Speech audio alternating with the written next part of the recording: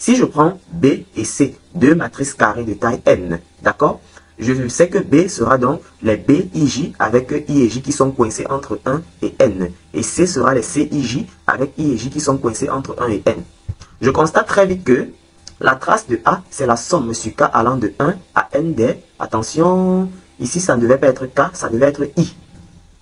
C'est important de le préciser. La somme sur I, voilà, et non de K, des BII. Et ici, la somme sur I, voilà, des CII. C'est ça la trace en réalité. Maintenant, à ce niveau, je vais prendre alpha et bêta, deux nombres réels. Je vais multiplier B par alpha et je vais trouver que c'est encore une matrice de taille n. Je vais trouver bêta. Je vais multiplier bêta par C et trouver que c'est encore une matrice de taille n. Je vois très bien que les deux sont des matrices de taille n à coefficient dans R.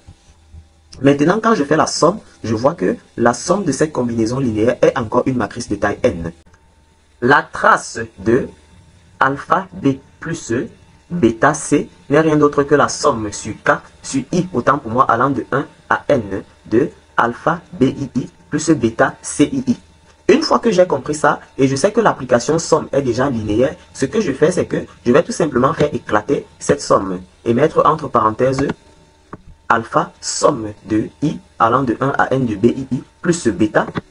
Je vais laisser bêta dehors et je vais prendre somme sur I allant de 1 à n de CII.